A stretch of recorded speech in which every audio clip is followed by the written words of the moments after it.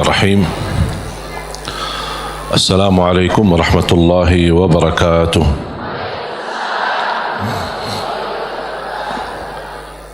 الحمد لله رب العالمين، وأشهد أن لا إله إلا الله وحده لا شريك له ولي الصالحين، وأشهد أن سيدنا ونبينا محمدا عبده ورسوله الصادق الأمين. اللهم صل وسلم وبارك على سيدنا محمد وعلى آله وصحبه ومن تبعهم بإحسان إلى يوم الدين. سبحانك لا علم لنا إلا ما علمتنا إنك أنت العليم الحكيم. الحمد لله وشكر الله.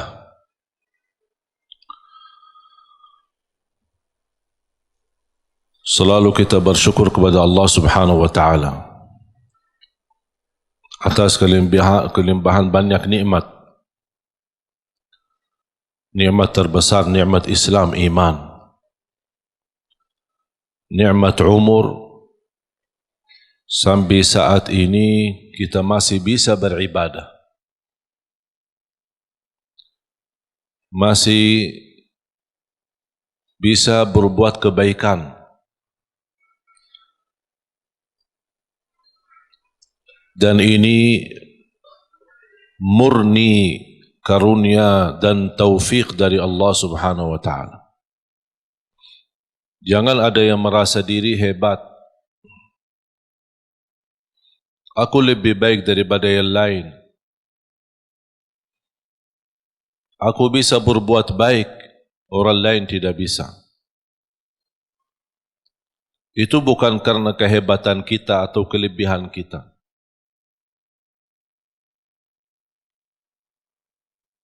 Kalau kita merasa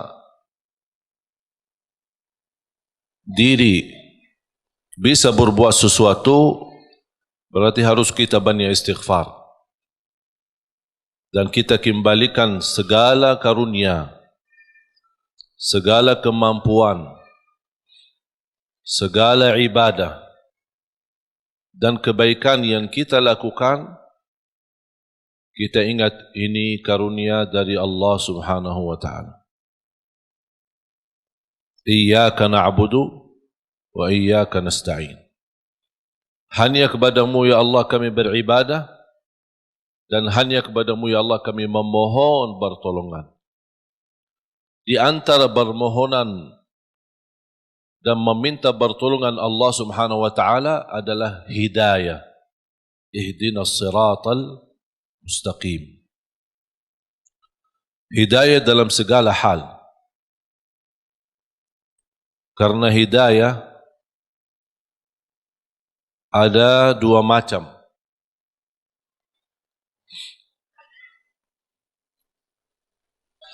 Hidayah dalalah atau irsyad.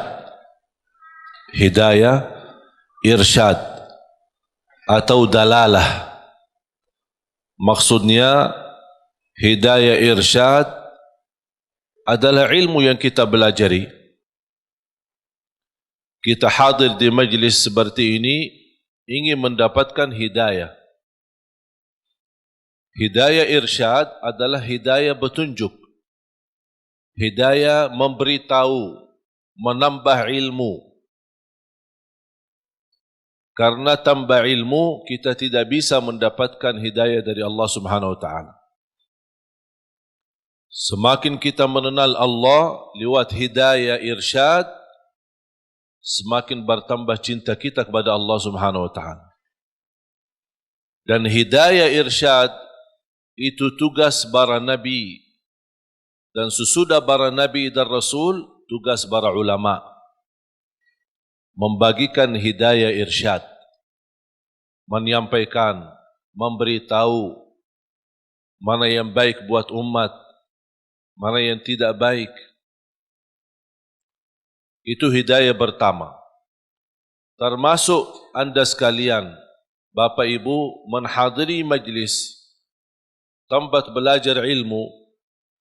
Selepas majlis anda kembali, anda membawa hidayah irsyad. Bisa anda menyampaikan kepada keluarga yang tidak sempat hadir. Dan alhamdulillah, dengan teknologi sekarang kita bisa berdakwah. Tidak harus kita memiliki ilmu yang banyak untuk berdakwah. Satu kebaikan yang kita belajari, sampaikan kepada yang lain.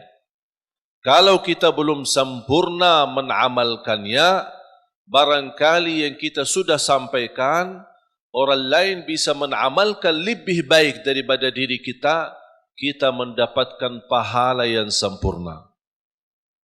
Oleh karena itu, buat apa kita berdakwah menyampaikan? Dan saya meyakinkan, ketika saya menyampaikan sesuatu, bukan karena saya lebih baik daripada Bapak Ibu, tapi saya berharap dari Allah, ya Allah, apa yang saya sampaikan, barangkali ada di antara jamaah yang bisa mengambil dan menjadi lebih baik daripada saya. Itulah yang saya ingin mendapatkan pahalanya. Oleh karena itu, ketika kita menyampaikan, jangan ada yang merasa diri, kok aku belum ustaz, aku belum berilmu, aku belum fantas, masih banyak kekurangan, dosa saya masih banyak. Ya, semua kita berdosa. Siapa yang tidak berdosa?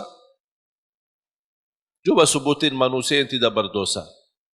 Hanya Nabi dan Rasul yang Allah selamatkan dan lindungi mereka. Selain itu, semuanya berdosa. Sahabat Rasulullah SAW pernah berdosa, dan semua ulama berdosa. Tidak ada yang maksum dan bersih dari dosa. Dosa besar, dosa kecil, tidak ada yang suci. Tapi karunia bagi ulama, awliya, salihin, ketika mereka berdosa, mereka sendiri tambah ditegur, tambah diingatkan, mereka sendiri sadar. Karena terisi hati mereka sifat malu sama Allah Subhanahu wa ta'ala. Terlanjur jatuh dalam dosa, mereka segera bertaubat dan memohon ampun kepada Allah Subhanahu wa ta'ala. Oleh karena itu, jangan kita melihat sifat kita yang menjadi hal menghalangi kita menyampaikan kebaikan. Kalau ada orang yang menolak kita, biarkan aja. Kita hanya sampaikan. Dan apa yang kita jalani lillahi ta'ala. Kalau memang lillahi ta'ala, jangan melihat nilai manusia. Ingat itu. Apapun yang anda lakukan lillahi ta'ala, jangan melihat apa kata manusia. Tolong hafal itu.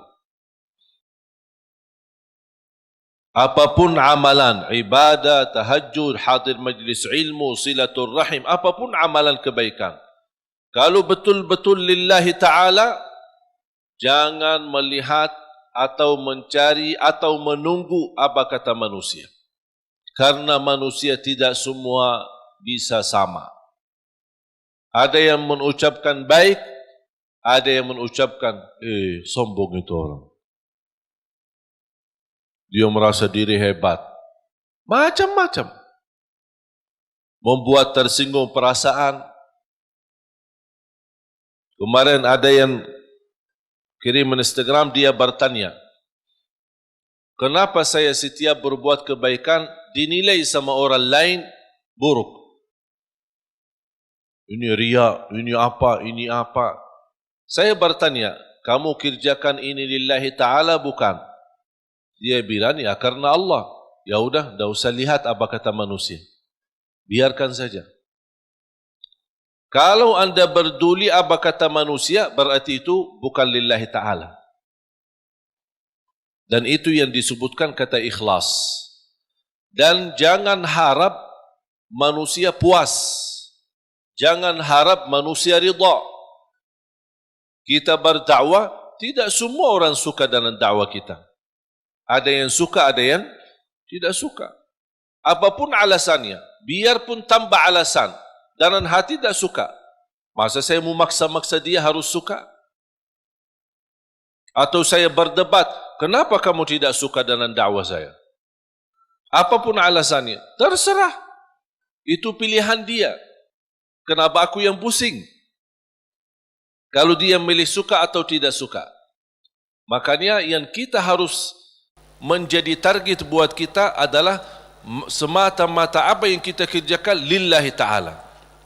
Sungguh, kalau kita fokus seperti ini, insya Allah tenang hati kita.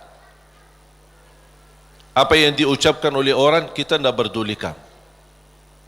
Mau dia tetangga, mau dia sahabat, mau dia kerabat, tidak usah diberdulikan. Bahkan apa yang diucapkan oleh manusia, apalagi yang membuat perasaan kita tersinggung, jadikan teguran buat kita.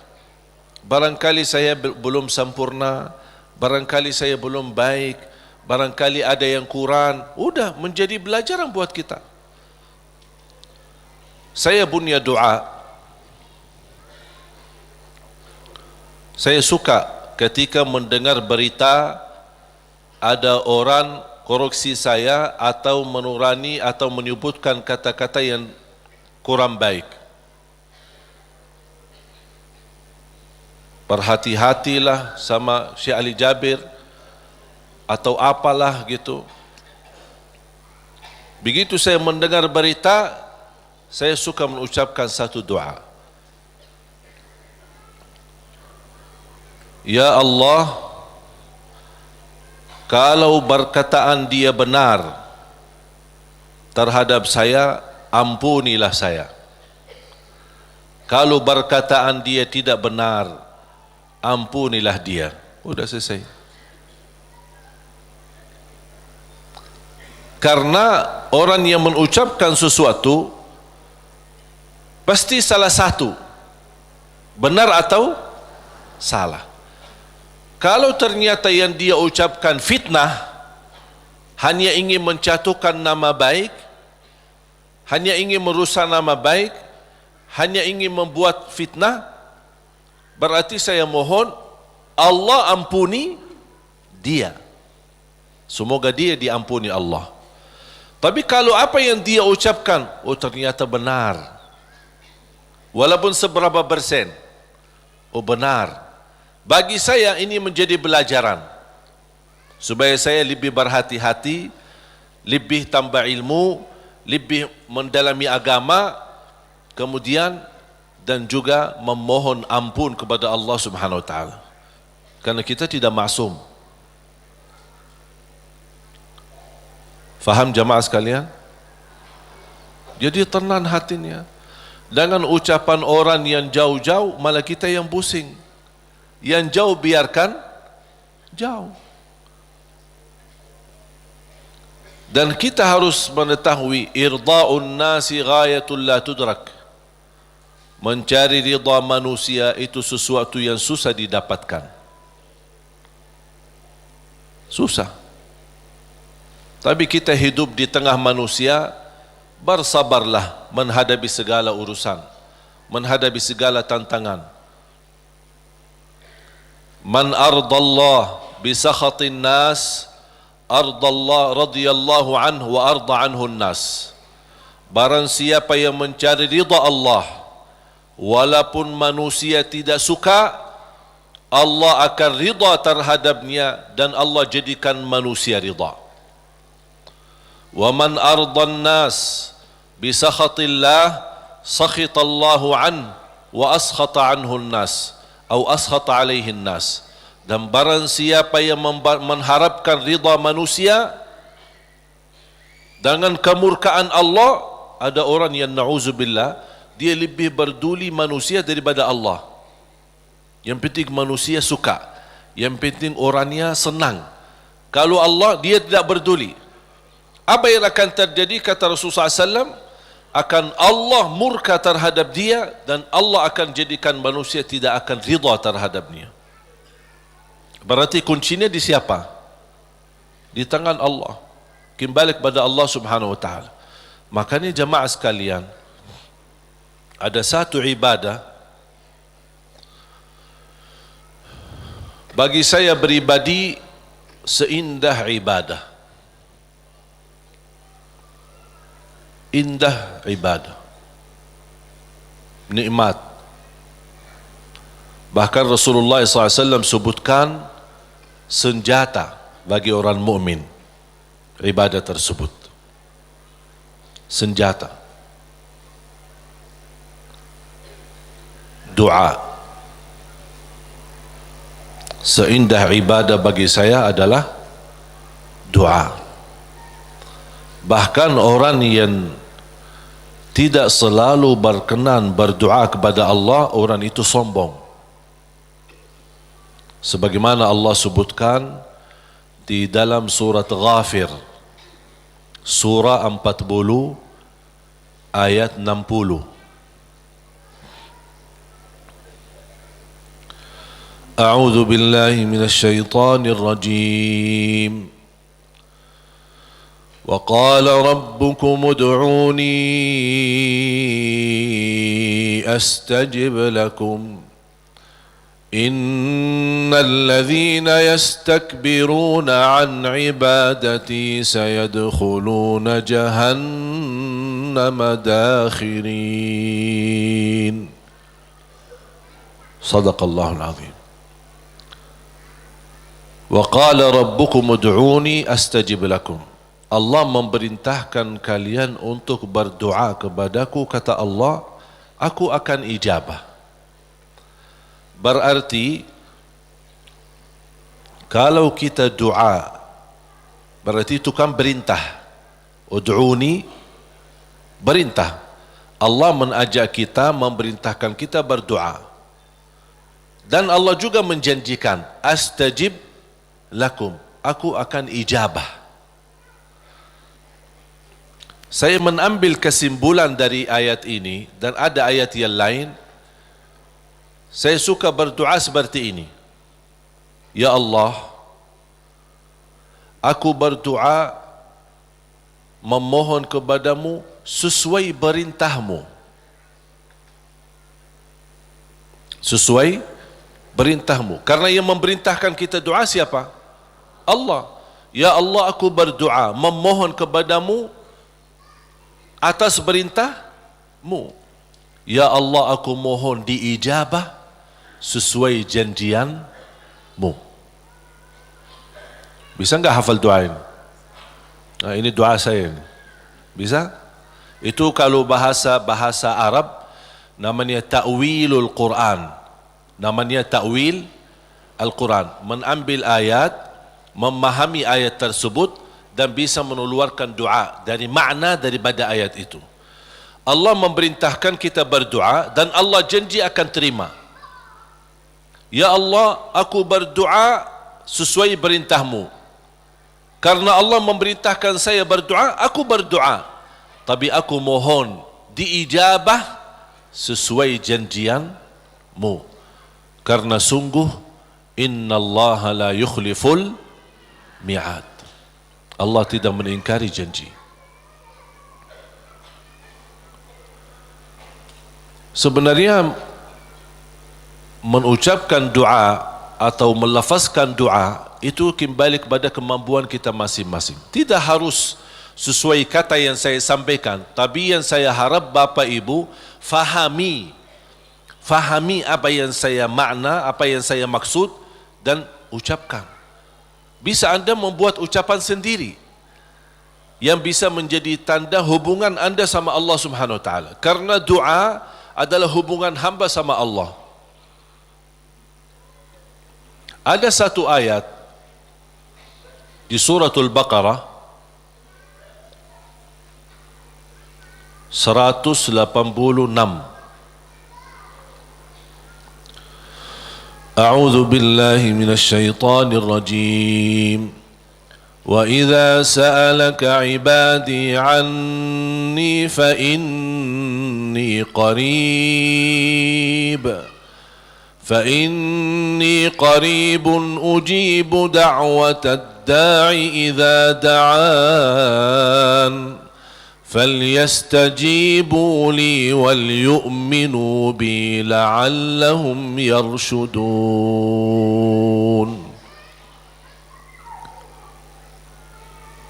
Ada sekelompok orang datang kepada Rasul. Ini sebab nuzul ayat ini. Arabbuna qaribun fanunajih am ba'idun fanunadih. Mereka bertanya sama Rasulullah SAW, ya Rasulullah, apakah Allah dekat cukup kami bermunajat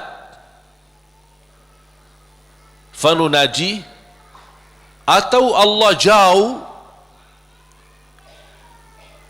perlu munadat. Munadat dalam bahasa Arab panggilan bagi orang yang jauh. Munadat. Kalau munajat, orang yang dekat. Makanya dalam bahasa Indonesia disebut apa? Kita bermunajat kepada Allah. Makanya ada sahabat bertanya, "Ya Rasulullah, apakah Allah dekat? Cukup kami munajat." Artinya tidak perlu kerasi suara, tidak perlu teriak-teriak, karena Allah sudah dekat. Munajat namanya kalau bahasa Arab. Makanya ketika saya mendapatkan kata munajat dalam bahasa Indonesia, ini sebenarnya dari bahasa Arab. Munajat bahasa Indonesia sama munajat dalam bahasa Arab. Tapi punya makna. Kalau yang selama ini Bapak Ibu yang fahami barangkali daripada munajat, doa kan? Ada arti yang lain selain doa? Tapi kalau dalam bahasa Arab munajat, doa kepada Allah yang sangat dekat. Itulah artinya. Munajat, berdoa kepada Allah yang sangat dekat. Makanya disebut kata munajat. Beda sama munadat. Terakhir T. Munadat. Munadat itu adalah panggilan bagi orang yang jauh. Misal kalau ada orang jauh, bilang apa? Fulan, saya di sini. Kan dia jauh, biar dia perhatikan kita. Itu kalau dalam bahasa Arab nada. Nada panggil orang yang jauh supaya dia bisa mendengar kita. Sahabat bertanya, Rasul, apakah Allah dekat? Cukup kami munajat atau Allah jauh? Perlu kami munadat. D dan terakhir T. Munadat. Rasulullah SAW diam, tidak menjawab. Turunnya wahyu membawakan ayat ini, Suratul Baqarah ayat 186.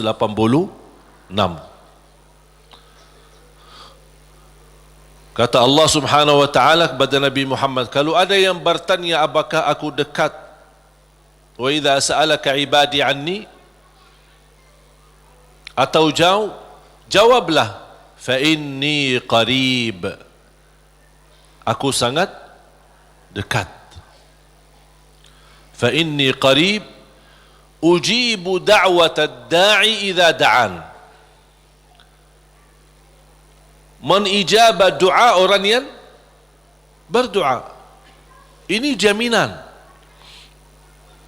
Ujibu da'watad da'i idza da'an. Jadi jangan ada bahasa yang berkata doa aku tidak dijabah. Itu salah. Karena Allah berfirman, bahkan ada ikatan, yang berdoa kepada aku ijabah. Artinya apa? Yang tidak berdoa kepada aku, buat apa aku ijabah? Betul enggak? Berarti Allah sudah kaitkan yang berdoa di, yang tidak berdoa tinggal anda milih. Tapi tidak boleh ada bahasa aku berdoa tapi kainnya diijabah. Oh, berarti salah kita. Tidak sesuai kalamullah, tidak sesuai ayat Al-Quran, bahkan tidak sesuai janji Allah, sebagaimana kita baca tadi di surat Ghafir, surah 40 ayat 60. Jadi jamaah sekalian, ketika berdoa, yakini doa itu bukan terpilih untuk seorang tertentu. Boleh minta doa sama orang salih. Guru kita, ulama, kiai, habaib, boleh. Ketika kita berkesempatan jumpa mereka, tolong doain. Semoga lancar, boleh. Tapi kalau sudah ketemu, dah mau berdoa, mau enggak? Ya harus mau. Masa tunggu-tunggu orang-orang yang salih datang baru kita minta? Atau kita capek cari ke sana kemari? Kalau kita kebetulan di tempat yang tidak ada orang salih, bagaimana? Masa tidak mau berdoa? Kalau tidak mau berdoa, itu justru tanda orang sombong. Berdoa dengan keyakinan Allah pasti ijabah. Jangan ada sedikit keraguan, apakah mau enggak Allah terima doa saya? Fantas enggak saya diterima doa? Perbuatan perilaku saya seperti ini. Jangankan doa kita. Kira-kira siapa yang lebih jahat? Kita atau setan? Hah? Oh, jawab dong. Oh, kalau ada yang jawab, aku lebih buruk dari setan, na'udzubillah ini. Ini kenal diri banget ini. Tak ada yang lebih buruk dan jahat daripada syaitan. Syaitan pernah berdoa, Allah ijabah doa ini. Apalagi kita. Syaitan yang sudah namanya seburuk makhluk, yang sudah terancam di masuk neraka, yang sudah berupaya untuk mengajak manusia masuk neraka, pernah berdoa. Tahu enggak doanya apa? Ketika dia menolak perintah Allah bersujud kepada Nabi Adam, Allah usir dia dari rahmatnya, dan Allah subhanahu wa ta'ala ancam dia masuk neraka. Apa permintaannya? Dia minta satu, kalau memang seperti ini, ya Allah, mohon panjangkan umur saya sampai hari kiamat. Satu-satunya makhluk yang umurnya panjang sampai hari kiamat itu syaitan. Masih hidup. Sampai akan datang satu saat, itu menjadi salah satu ciri hari kiamat. Di akhir zaman, sudah di ujung dunia, Allah kirimkan sebuah angin. Setiap manusia beriman mencium angin itu, dihirup angin itu, akan langsung mati. Yang hanya tersisa di muka bumi, yang tidak ada orang mengucapkan la ilaha illallah. Habis. Dan mereka sendiri yang nanti yang menjadi seburuk-buruk manusia di muka bumi, yang tidak ada sedikit pun beriman kepada Allah Subhanahu wa taala. Dan mereka yang akan menghadapi proses kejadiannya hari kiamat, sampai mereka mati semua total, baru Allah Subhanahu wa taala memerintahkan malaikat Israfil untuk meniup, dan kemudian keluar suara yang kencang, dan dihidupkan semua manusia kembali. Yang baik, yang buruk, yang salih, yang talih, yang beriman, yang tidak beriman, semua akan dihidupkan kembali sama-sama. Jadi syaitan diijabah doanya. Kira-kira mana yang lebih fantas diijabah doa, syaitan atau kita? Kita sujud karena Allah, ibadah karena Allah. Cukup di hati memiliki iman kepada Allah, itu sudah cukup menjadi bukti diijabah doa kita. Apalagi kalau disertai dengan berbuat kebaikan yang lain. Jangan ada yang membuat kita putus asa. Salat kita jarang, atau banyak lambat salat, atau ketiduran salat. Yang namanya manusia, bertaubatlah. Taubat. Suka ketiduran salat subuh, insya-Allah ada satu saat taubat, insya-Allah bangun salat subuh. Jangan menjadikan dosa membuat kita putus asa dari segala hal. Semuanya berdosa, bahkan harus berdosa. Tak ada manusia yang tidak berdosa. Sampai Rasulullah SAW bersabda, bukan kata saya, tapi itu bersabda Rasulullah SAW, kullu ibnu Adam khata', semua keturunan Adam bersalah, berdosa. Wa khairul khatta'in at-tawwabun. Tapi yang baik atau yang terbaik di antara yang bersalah, yang suka bertaubat. Siapa yang makhluk yang tidak berdosa? Tahu enggak? Malaika. Malaika satu-satunya makhluk yang tidak boleh berdosa. Tidak boleh berdosa, tidak boleh lupa, tidak boleh lelah, tidak boleh capek, dan ibadah seterus-terusnya sampai mati. Mengapa? Karena Allah menciptakan mereka seperti itu. Allah menciptakan malaikat dari cahaya, tugasnya la ya'suna Allah ma amarahum wa yaf'aluna ma yu'marun. Sebagaimana Allah Subhanahu wa taala berfirman di surah At-Tahrim, sifat mereka, karakter malaikat adalah mereka tidak pernah berdosa dan bermaksiat terhadap perintah Allah Subhanahu wa taala, dan selalu mereka mengikuti dan melaksanakan perintahnya. Itu malaikat. Makanya tidak ada malaikat yang diajak bertaubat. Tapi kita manusia harus berdosa. Sebagaimana bersabda Rasulullah SAW, semua keturunan Adam bersalah, berdosa. Yang terbaik di antara mereka adalah yang suka bertaubat. Dosa sengaja, dosa tidak sengaja, dosa kecil, dosa tidak kecil, dosa tulisan. Sekarang karena kita bergaul dengan sosial media, pasti ada kata-kata. Ada dosa yang membawa perasaan, mengikuti perasaan, cinta, ucapkan kata-kata melalui WhatsApp atau bersama teman, melembar kata barangkali awalnya tidak sengaja, membuat dia jatuh cinta, besok lama-kelamaan menjadi bacaran. Ini kan awalnya dari dosa ucapan. Ketik namanya, ketik dosa. Diketik dosa itu, ketik, tik, tik, tik, tik. Awalnya enak kan? Awalnya hanya ngobrol kan? Ngobrol biasa. Lama-kelamaan ada ucapan. Berapa ketikan kita yang bertahun-tahun atau berbulan-bulan, berapa banyak yang kita, berapa kata? Coba. Makanya bayangkan jamaah sekalian, karunia dari Allah, kalau setiap kata yang kita tuliskan ini dosa dan maksiat, Allah hukum kita habis. Sudah habis kita. Berapa ucapan yang kita ucapkan?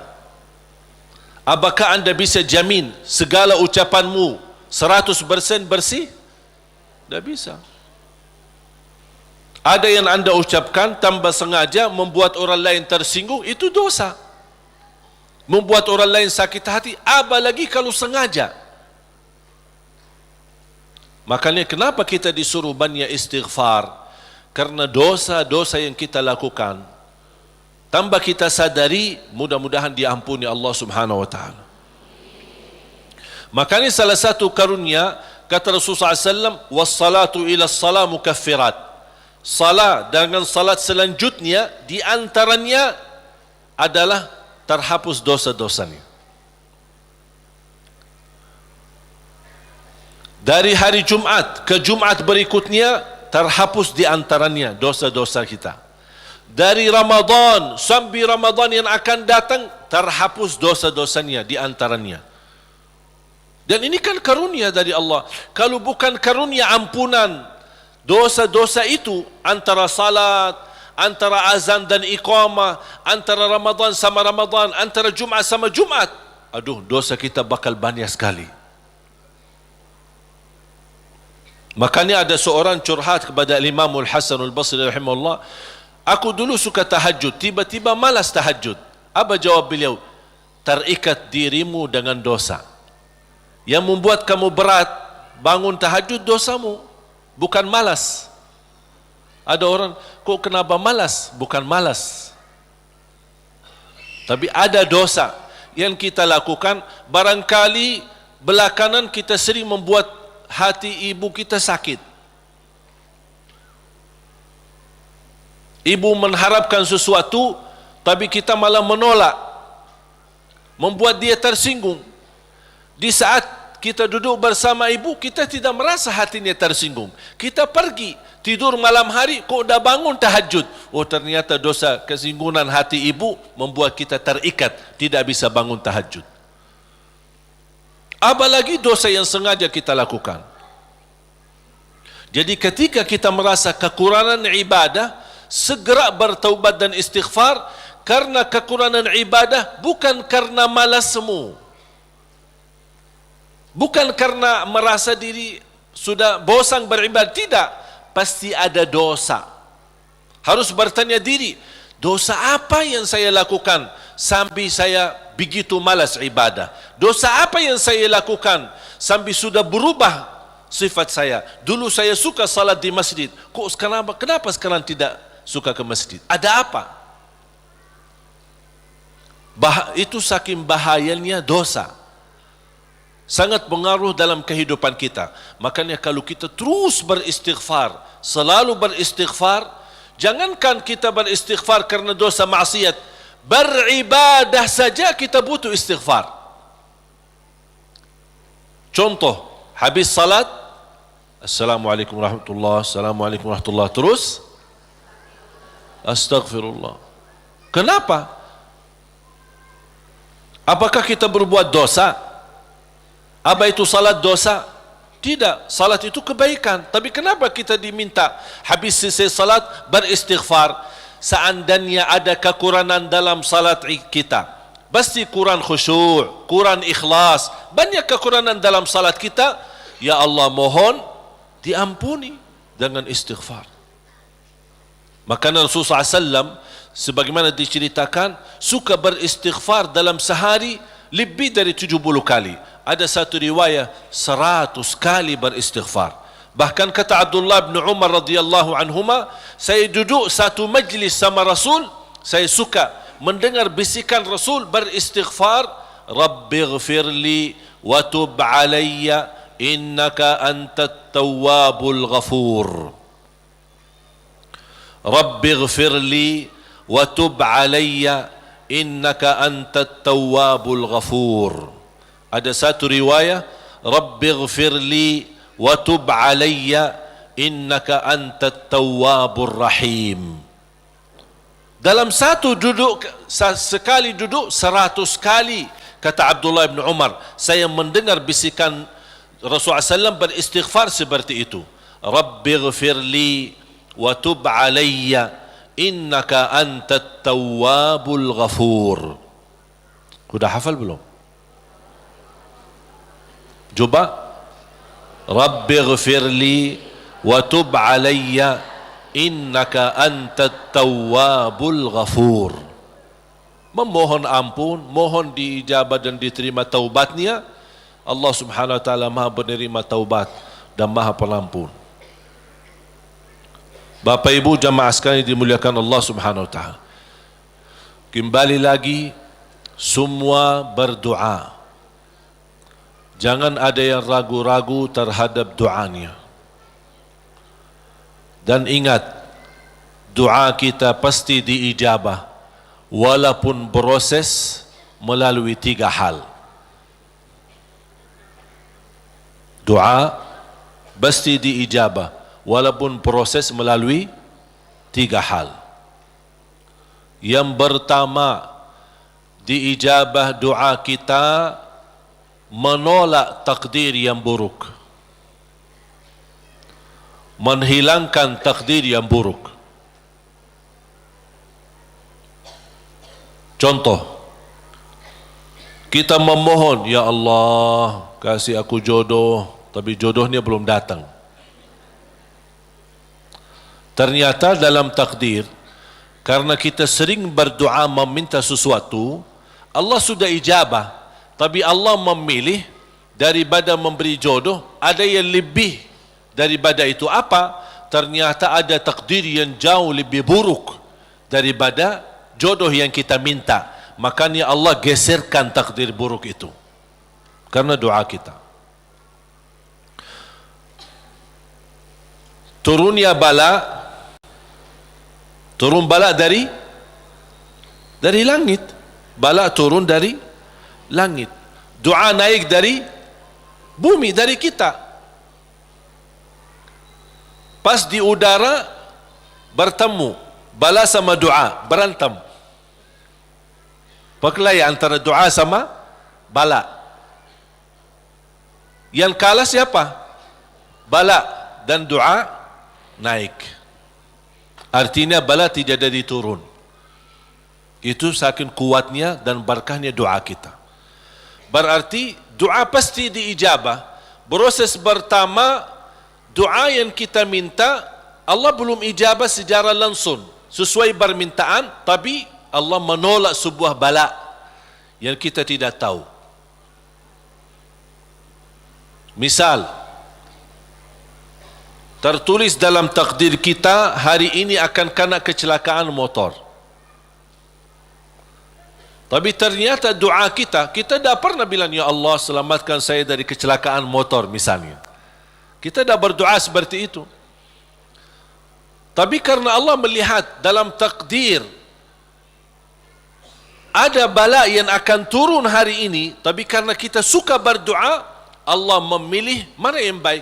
Allah yang lebih tahu mana yang baik. Apakah ijabah sesuai permintaan atau Allah memberi penggantinya yang lebih baik. Ternyata penggantinya yang lebih baik, Allah memilih tolak bala. Allah bisa saja kasih jodohnya tapi kena kecelakaan motor. Nanti merasa nyesal. Aduh, baru sudah nikah atau ketemu jodohnya malah dirawat di rumah sakit. Kesal enggak? Merasa aduh gimana gitu. Makanya percaya jamaah sekalian, pilihan Allah itulah yang terbaik. Ada orang minta sama saya, boleh enggak saya berdoa? Saya suka sama seorang misal. Saya jatuh cinta sama dia. Boleh enggak saya berdoa, ya Allah aku minta dia, si fulanah itu, si ini. Boleh enggak saya berdoa seperti itu? Saya jawab apa? Kira-kira jawab apa? Boleh saja. Tapi saya usulkan, sarahkan aja kepada Allah. Dan apa? Ya Allah, kalau memang dia baik bagi saya, mudahkan. Kalau tidak baik, ganti yang lebih baik. Tapi gimana aku jatuh cinta sama dia? Nah, itu beda urusan.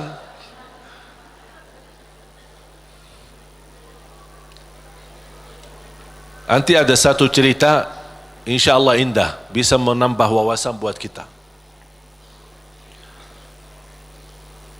Yang kedua, diijabah doa kita dan diberi oleh Allah Subhanahu wa taala sesuai permintaan. Apakah saat ini atau besok atau bisa lama. Tapi kita percaya pilihan Allah itulah yang terbaik. Yang ketiga, doa yang kita minta atau yang kita selama ini bermunajat, ternyata bala masih terus menembak kita. Musibah kita terus ketemu. Selesai satu masalah, tambah lagi masalah. Kemudian permintaan yang kita minta juga belum ketemu. Saya minta kerjaan yang bagus, belum ketemu. Saya sudah berusaha melamar kerja sana sini, belum ada. Terus mana doa aku selama ini, mana? Ternyata yang ketiga, contohnya yang di ketiga. Yang ketiga apa? Allah simpan doa kita buat di akhirat. Berarti tidak ada yang hilang di sisi Allah. Kalau tidak tertolak bala, tidak diijabah sesuai permintaan, berarti yakini, oh disimpan di akhirat. Sahabat dan orang salih lebih suka doanya selama di dunia disimpan buat akhirat karena di akhirat bakal lebih butuh bantuan dan pertolongan Allah dan berkat doa kita. Faham?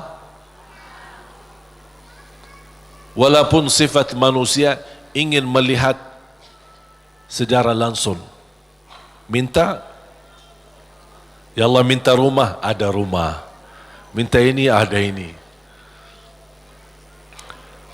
Mohon maaf Bapak Ibu, kalau Allah ijabah atau berikan sesuai permintaan kita, nanti kita berhenti berdoa. Apapun yang kita minta, ya Allah aku minta mobil, dapat mobil. Minta kerjaan, dapat kerjaan. Minta jodoh, dapat jodoh. Minta rumah, dapat rumah. Mau haji, dapat haji. Terus segala yang kita minta dapat. Habis, dah ada minta lagi. Terus berdoa enggak? Dah ada berdoa. Tapi kalau Allah belum kasih, kita doa lagi enggak? Doa, minta lagi. Coba kata Umar bin Khattab, ketika anda berdoa jadi seperti anak kecil. Anak kecil kalau dia minta sama ibunya gimana? Nangis enggak? Berhenti nangis sebelum dikasih? Belum kan? Dia nangis sampai begitu dikasih gimana? Berhenti enggak nangisnya? Anda harus seperti itu.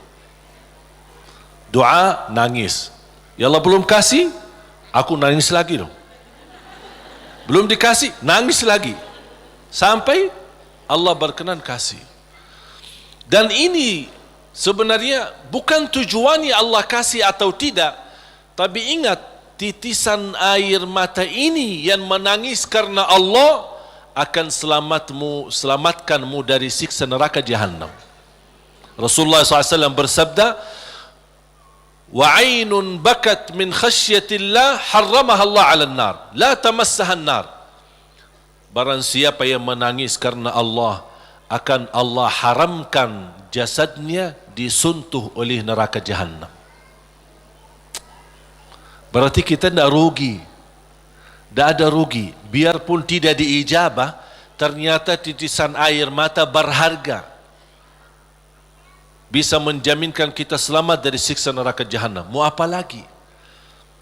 Nangisnya berharga, doanya pasti diijabah, dan cukup dari doa kita sudah membuat ibadah atau membawa sebuah ibadah yang dicintai Allah, karena Allah suka bisikan hamba. Apalagi kalau lama tidak berdoa, Allah merindukan suara doanya kita.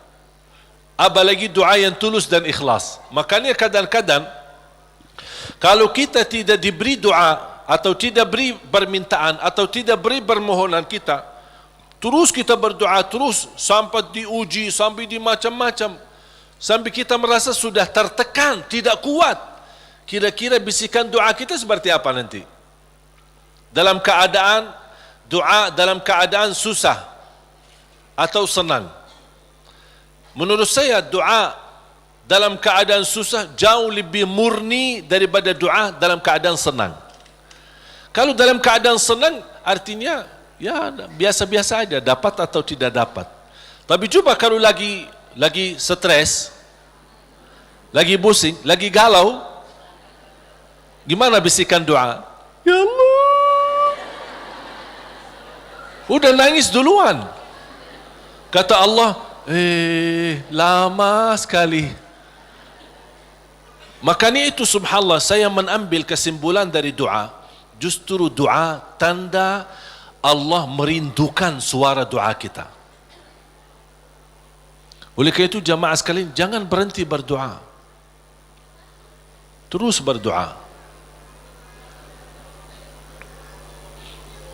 Nabi Yunus alaihi salam ketika tertahan di dalam perutnya ikan berlama-lama di bawah laut, dia tidak pernah berhenti dengan mengucapkan la ilaha illa anta subhanaka inni kuntu minadh dhalimin. Kata Imam Ibnul Qayyim rahimahullah, barang siapa yang membaca doa ini dengan sepenuh keyakinan, pasti diijabah oleh Allah hajatnya. Karena Allah habis doa ini, apa kata Allah? Fastajabna lah, kami terima dan menijabah doanya. La ilaha illa anta subhanaka inni kuntu minadh zalimin. Oleh kerana itu kembali lagi, doa kita diijabah atau tidak? Saya bertanya, doa kita diijabah atau tidak? Diijabah. Yakin? Terus berdoa. Dalam keadaan apapun selalu kita berdoa. Apalagi dalam keadaan susah yang kita yakini tidak ada Tuhan yang bantu kita, tidak ada makhluk yang bisa menolong kita, tidak ada sesuatu yang bisa mengangkat segala musibah dan bala yang kita hadapi, hanya Allah subhanahu wa ta'ala. Apalagi dalam sujud, sempatkan dalam sujud. Karena Rasulullah SAW bersabda, aqrabu ma yakunul abdu ila rabbi wa huwa sajid.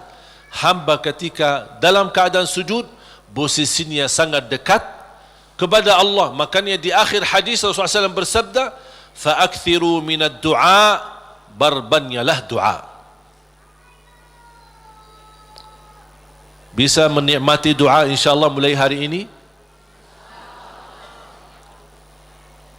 Doa menurut saya sesuatu hubungan yang sangat indah sama Allah. Apalagi kalau bisa berdoa dengan cara curhat. Bisa enggak curhat sama Allah? Kalau lagi galau suka curhat enggak? Sering saya terima, Ustaz boleh curhat enggak? Terus saya bilang apa ya? Boleh atau tidak? Saya bertanya, sudah curhat sama Allah belum? Dia bilang belum. Mau sama Ustaz dulu katanya. Ada saja. Belajar bagaimana bisa curhat. Sungguh kalau kita sudah biasa curhat sama Allah, tidak bakal curhat sama manusia.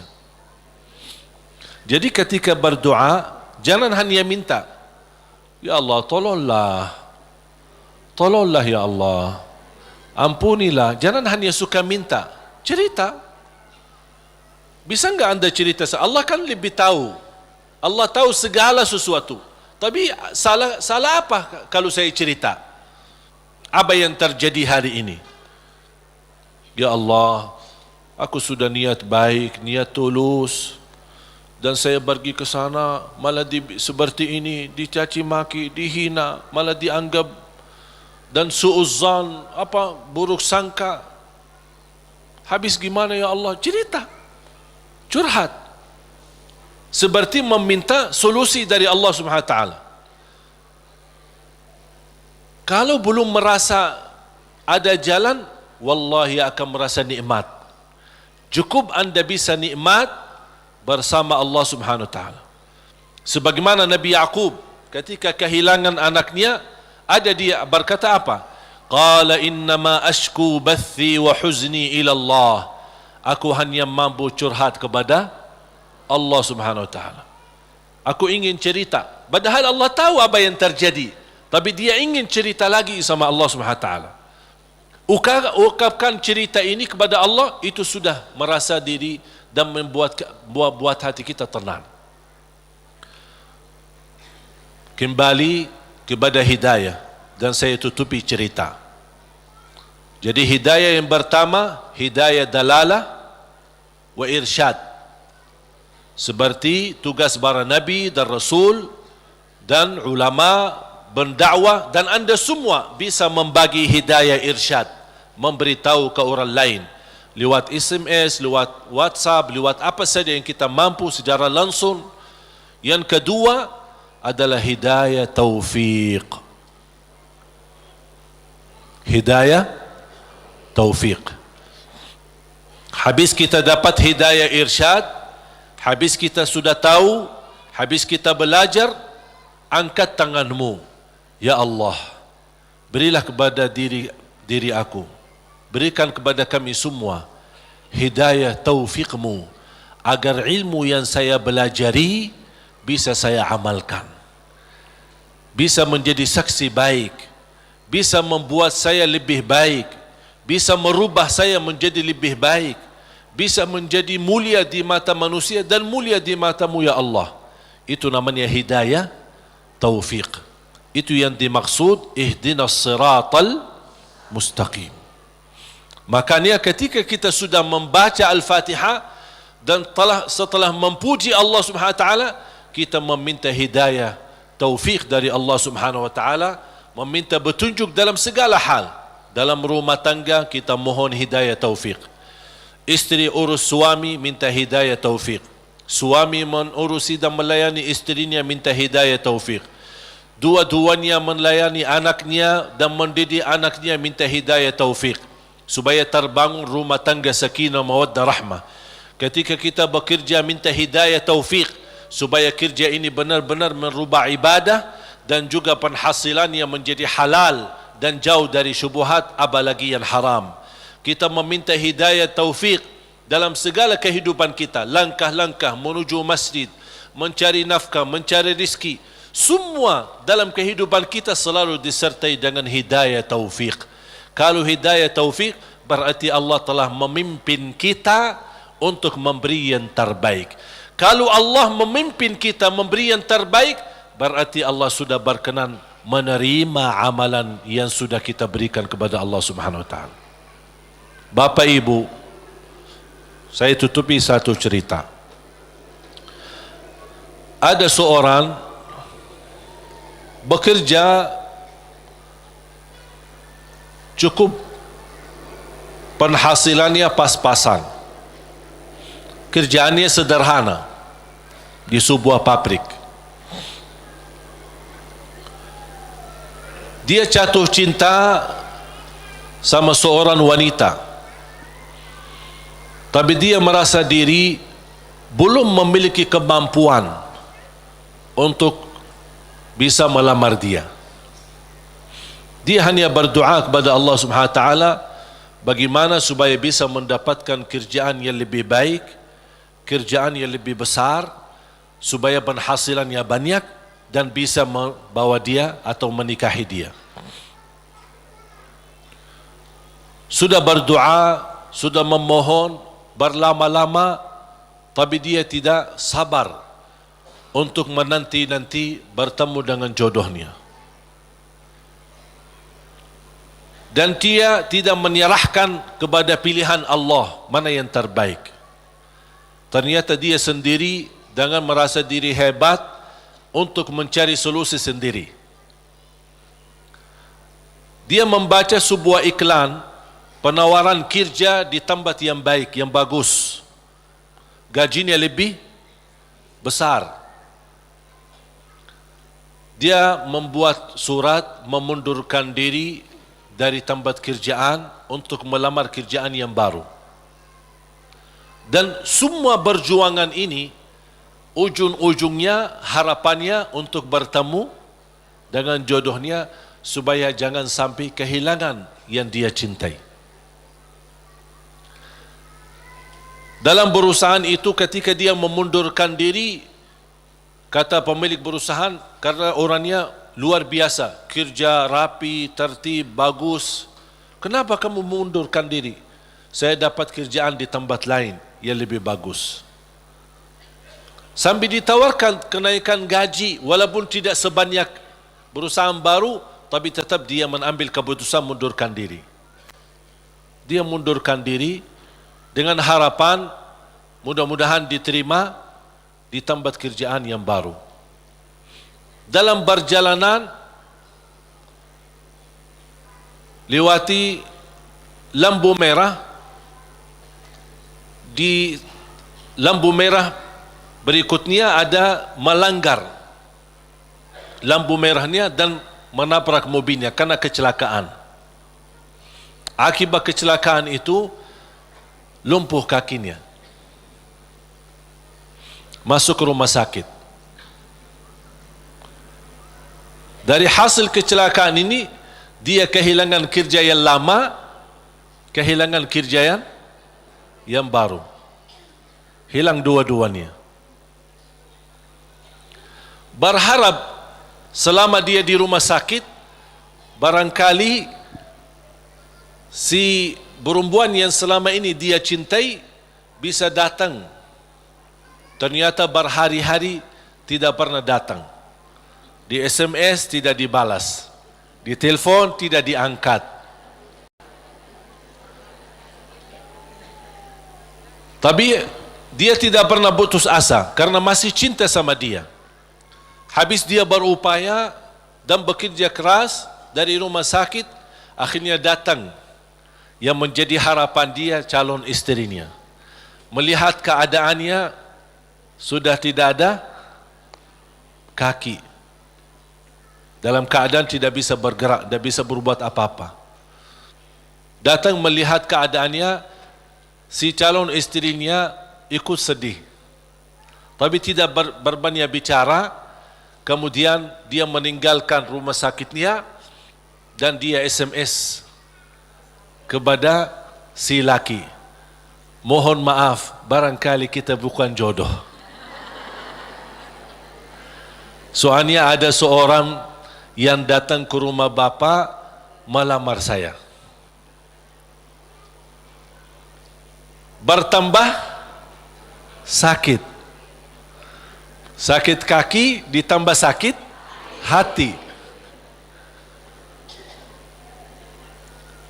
Yang menabrak dia ketika kecelakaan ternyata seorang perempuan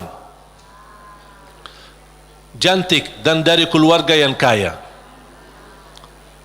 Dan subhanallah, karena si perempuan ini merasa diri bersalah, selama di rumah sakit si perempuan ini terus melayani dengan ikhlas dan tulus.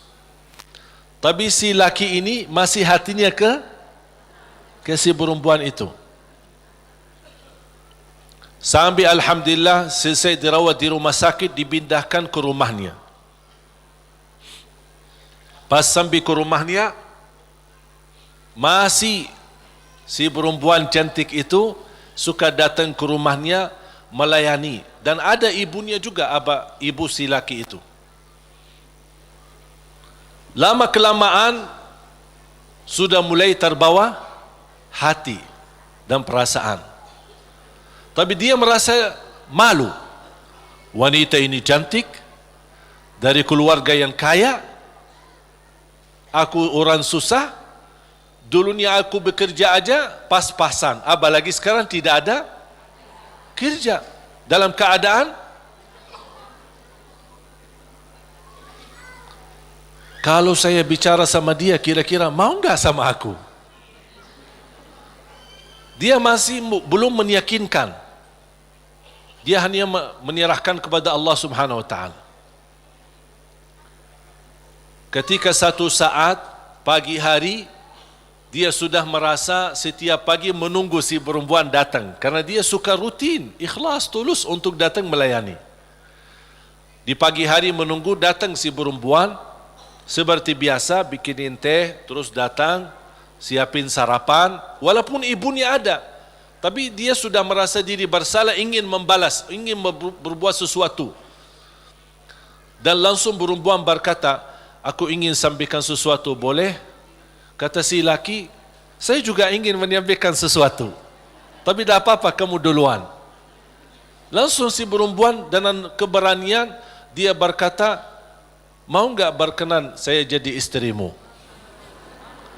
Sama dengan harapan dia. Dia langsung kaget, seperti perasaan yang sama, keinginan yang sama, hati yang sama. Tapi langsung kata beliau, apa yang saya bisa berikan? Saya orang biasa, orang miskin, dalam keadaan begini, tidak bisa bekerja. Langsung perempuan ini, jangan fikirkan soal kerjaan.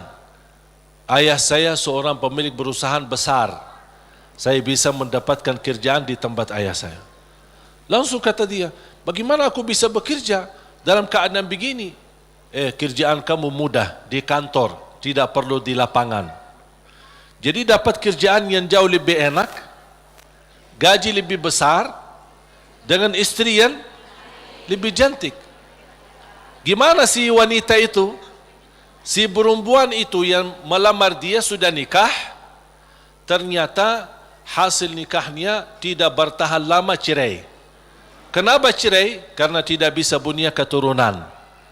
Sedangkan si laki yang kena kecelakaan, dia ingin nikahi perempuan itu karena ingin mendapatkan keturunan, karena dia suka sama anak-anak. Allah tahu kesukaan dia tidak akan dapat dengan perempuan ini, makanya Allah memilih dia dapat perempuan yang jauh lebih cantik, lebih kaya, bahkan terjamin mendapatkan keturunan. Walaupun kecelakaan. Walaupun kecelakaan. Bisa enggak faham dari cerita ini? Pilihan Allah itulah yang terbaik. Walaupun karena kecelakaan. Artinya apa? Orang kecelakaan atau tidak kecelakaan, yakini pilihan Allah itulah yang terbaik. Makanya saya usulkan, kalau anda berdoa meminta sesuatu, disertai doamu dengan kata, ya Allah, kalau memang ini yang baik, mudahkan. Kalau ya Allah melihat ada yang lebih baik, berilah yang terbaik. Soal lamar kerja, soal jodoh, soal belajar, siswa di sini atau di luar negeri, dimanapun, apapun langkah yang anda ingin ambil keputusan, minta sama Allah, ya Allah, kalau memang keputusan saya ini itulah yang terbaik, mudahkan. Kalau tidak baik, ya Allah, pilihlah yang, tunjukkanlah kepada saya yang lebih baik. Percaya, Allah tidak ingin membuat kita susah. Makanya jangan kita membuat diri susah. Allah akan memberi yang terbaik walaupun prosesnya lewat ujian. Walaupun prosesnya melalui ujian. Karena bisa jadi melalui ujian anda bisa menjadi jauh lebih mulia dan jauh lebih terkabul hajat sesuai pilihan Allah Subhanahu wa taala. Saya tidak milih datang ke Indonesia. Bahkan tidak pernah berdoa, ya Allah bawa saya ke Indonesia. Dan tidak pernah menjadi cita-cita saya untuk ke Indonesia. Tapi saya yakini apa yang Allah pilihkan buat saya nikmati, saya juga memberi yang terbaik karena Allah Subhanahu wa taala. Makanya di mana Allah tempatkanmu, di mana Allah posisikanmu, berilah yang terbaik lillahi ta'ala, menjadi pertama tanda syukur kita atas posisi kita, dan mudah-mudahan itulah yang menjadi pilihan Allah. Kalau itu yang menjadi pilihan Allah, berarti percayalah itulah yang terbaik. Faham? Mohon maaf Bapak Ibu, cerita yang saya ceritakan jangan cari dalam Quran ya. Nggak ada ya. Ini buatan saya ini. Saya buat cerita hanya ingin memberikan gambaran. Dari kesimpulan ayat dan hadis, memang ternyata pilihan Allah yang terbaik. Walaupun proses lewat ujian. Mungkin pernah dulu saya menceritakan cerita gigitan anjing. Ingat gak? Masih ingat gak? Lupa ya? Hah? Mau gak cerita? Boleh satu? Hah? Boleh gak? Ada seorang berdoa, ya Allah, aku mohon jodoh yang salihah, yang cantik, yang kaya. Itu doanya. Minta yang salihah, cantik, kaya lagi. Karena dia orang miskin. Dapat miskinnya tambah susah lagi. Tak ada doa yang lain. Tak pernah berdoa, ya Allah ampunilah saya, ya Allah rahmatilah. Itu aja doanya. Bismillahirrahmanirrahim. Ya Allah jodoh yang baik, yang salihah, yang cantik, yang kaya. Dapat sedikit rezeki, pergi haji. Selama dia tawaf, ya Allah jodoh yang salihah, yang cantik, yang kaya. Safa Marwa, ya Allah jodoh, yang salihah, yang cantik, yang kaya. Itu aja doanya. Fokusnya luar biasa. Pas pulang kembali ke tanah air dalam keadaan sedang memimpikan dan membayangkan bagaimana ketemu jodohnya. Pas di kampung malam hari dia melewati jalan dikejar anjing. Dan anjing sifatnya kalau kita lari dikejar sampai digigit kakinya. Datang ambulan, dibawa ke rumah sakit. Pas dalam perjalanan dia merasa nyesal. Ya Allah, selama ini minta jodoh yang salihah, yang cantik, yang kaya. Masa dikirimkan anjing? Merasa tidak terima gitu. Jadi aku selama ini minta ini kok dikirimin anjing. Artinya ujian. Dia tidak mau, merasa diri tidak terima. Pas sampai ke rumah sakit, dirawat sama seorang dokter yang salihah, yang cantik, yang kaya, jadi jodohnya.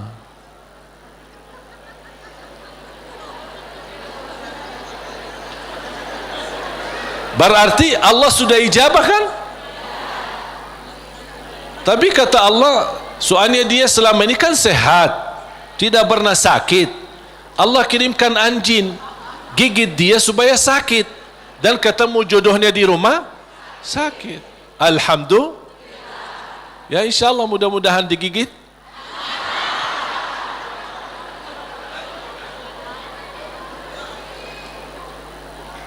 Makanya subhanallah jemaah sekalian, wallahi percayalah sama Allah. Percayalah sama Allah. Termasuk apa yang terjadi di Palestina, percayalah sama Allah. Allah tidak suka umat Islam ditindas. Allah tidak suka umat Islam dalam keadaan dihina, diusir, dibunuh. Kezaliman yang terjadi di Rohingya, di Palestina dan di mana-mana terhadap umat Islam, Allah tidak suka itu. Cuman pasti ada sesuatu yang Allah ingin tunjukkan, yang menjadi pilihan.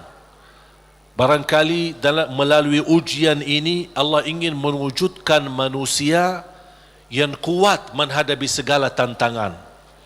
Dan juga salah satu hikmah, Allah ingin menunjukkan kepada dunia bagaimana kekuatan kebersamaan umat Islam. Dan alhamdulillah, menurut saya apa yang terjadi dari hasil diumumkan Al-Quds menjadi ibu kota Israel justru memang nampaknya ujian, tapi bagi saya nikmat, karena dari situ umat Islam mulai bersatu. Tidak pernah tergerak semua dunia, jangankan yang muslim, non-muslim pun tergerak. Semuanya turun di lapangan untuk menunjukkan ke mata dunia, kami menolak proses ini. Dan inilah salah satu hikmah yang Allah ingin tunjukkan kepada manusia dan kepada musuh Islam, bagaimana kebersamaan kita, kepedulian kita. Walaupun kita memang tidak bisa membantu banyak untuk saudara kita Palestina, tapi upaya kita, sedekah kita, infak kita, doa kita dan rasa kepedulian kita mudah-mudahan menjadi tanda saksi baik. Ya Allah, itulah yang kami bisa berikan. Kami tidak bisa merubahkan keputusan, tapi kami bisa menunjukkan perasaan dan bisa menunjukkan yang baik dalam doa dan kekuatan kita, karena kekuatan kita adalah kebersamaan. Kalau kita bersatu, baru musuh Islam mulai memfikirkan jangan bermain-main lagi terhadap umat Islam. Makanya mari kita sama-sama menjaga kebersamaan kita. Tinggalkan perbedaan. Jangan kita membuat perbedaan menjadi perpecahan. Jadi perbedaan di antara kita adalah kekayaan ilmu yang bisa kita sama-sama menghormati dan sama-sama menjaga, bukan sama-sama menjatuhkan dan sama-sama menjelekkan.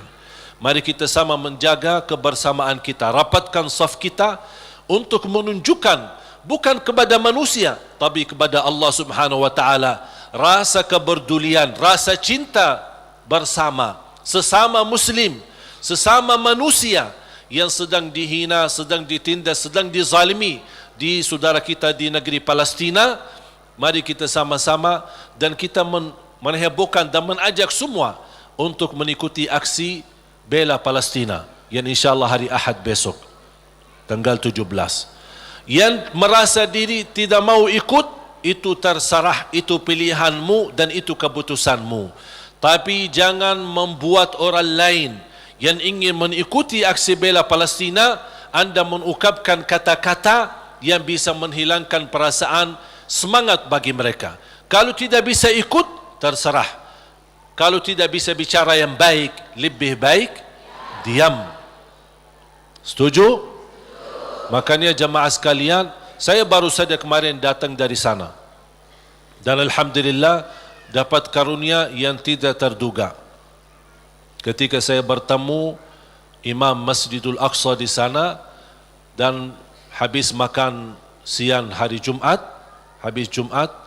diajak beliau ke rumahnya, kemudian duduk lama ngobrol, kemudian salat asar bersama, kembali lagi ke rumahnya sambil menyambut tamu-tamu yang datang dari Turki, dari Inggris, dari Perancis, dari mana-mana.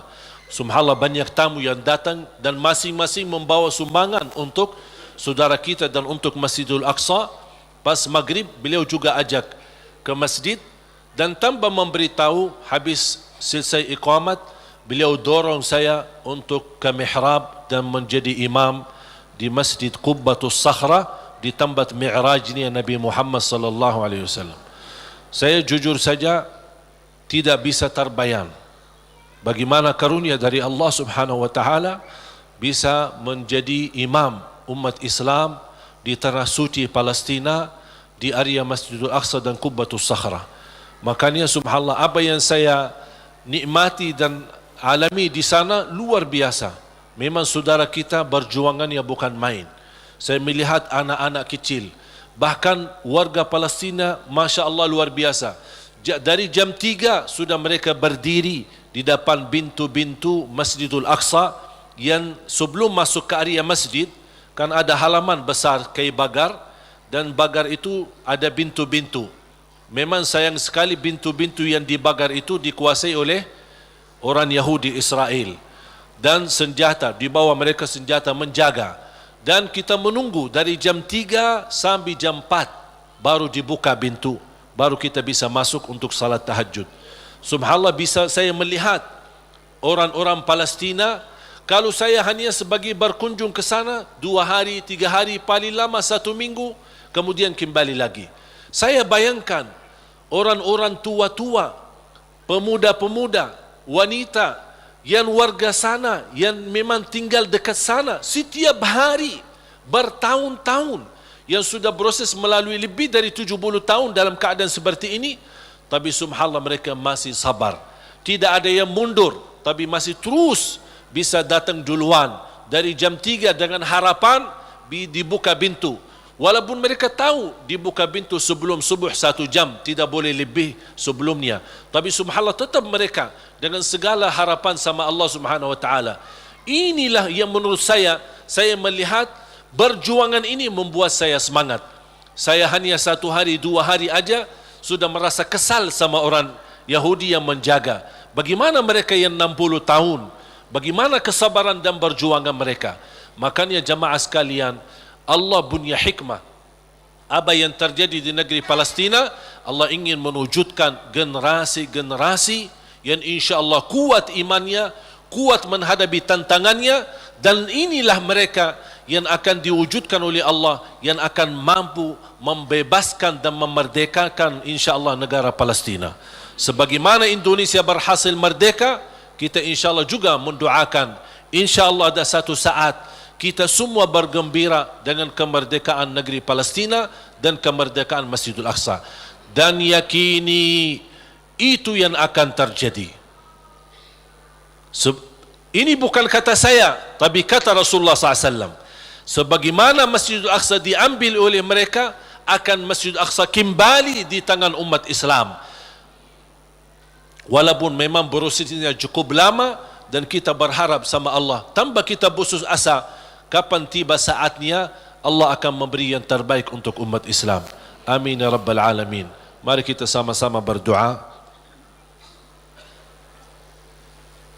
Dan jangan lupa ketika ada kesempatan untuk kita membantu saudara kita lewat aksi hari Minggu besok, aksi bela Palestina, lewat doa kita, lewat sedekah kita, dan insya-Allah mudah-mudahan di bulan Januari saya berusaha bisa kembali ke sana, mudah-mudahan bisa berjalan lancar. Doakan mudah-mudahan insya-Allah apa yang kita harapkan untuk saudara kita mudah-mudahan dikabul oleh Allah Subhanahu wa taala. Bismillahirrahmanirrahim. Alhamdulillahirabbil alamin. Ya Rabbi lakal hamdu kama yanbaghi li jalali wajhikal karim wa li 'azimi sultanik. Allahumma salli ala Muhammad wa ala ali Muhammad. Ya Allah ya arhamar rahimin. Ya arhamar rahimin. Ya arhamar rahimin. Rahmatilah kami semua ya Rabbal Alamin.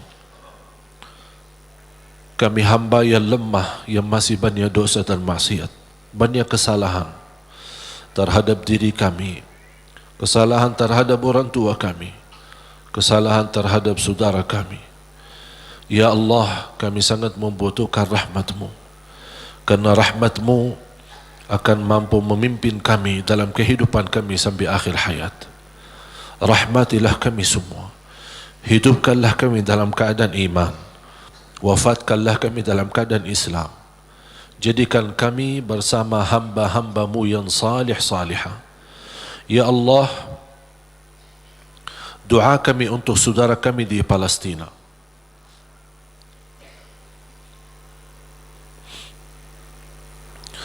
Betapa berat ujian yang dihadapi oleh mereka.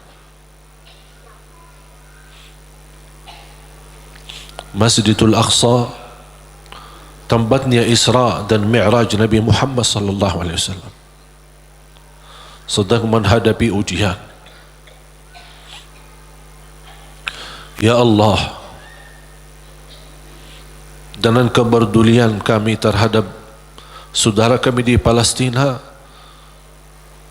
mudah-mudahan momen ini menjadi salah satu sebab menyatukan umat Islam ya Rabbal Alamin. Sebagaimana kami mampu merapatkan saf kami di dalam masjid, kuatkanlah kami ya Allah agar mampu merapatkan saf-saf kami di luar masjid. Birahmatika ya arhamar rahimin. Tolonglah saudara kami, lindunilah Masjidul Aqsa dan Qubbatus Sakhra. Lindunilah ya Allah tempat tanah suci ya Rabbal Alamin dari segala keburukan, dari segala bala. Ya arhamar rahimin. Ya Allah, ampunilah dosa kami, kesalahan kami, tutupi aib-aib kami, maafkan kekurangan kami. Aku mohon ya Allah untuk semua yang hadir, selepas majlis ini masing-masing pulang sudah diampuni segala dosanya.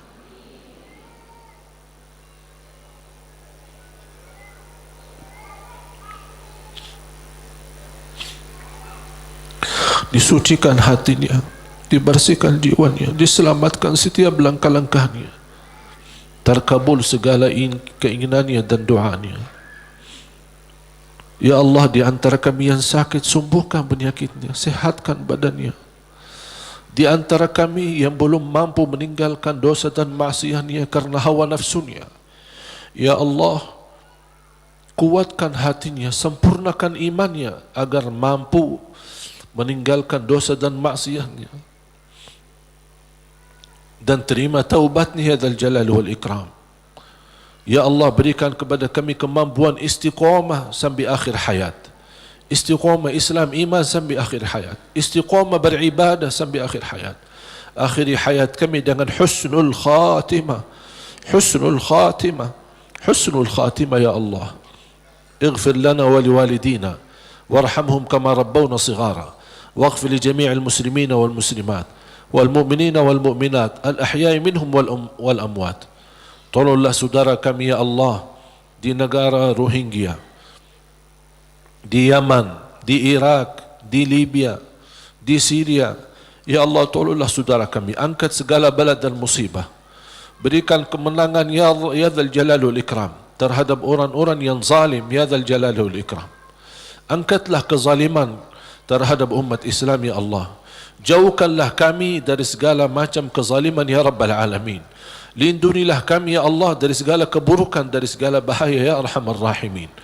ربنا تقبل منا إنك أنت السميع العليم وتب علينا إنك أنت التواب الرحيم. Ya Allah, atas izinmu kami sama-sama berkumpul di masjid ini. Ya Allah, berilah kepada kami kemuliaan, sama-sama jumpa kembali di dalam surgamu ya Allah.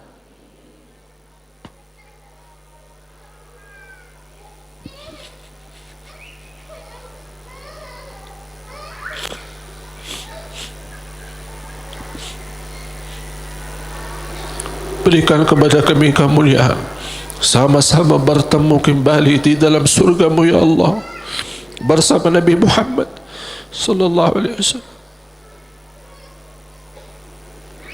Rabbana atina fid dunya hasanah wa fil akhirati hasanah wa qina adzaban nar.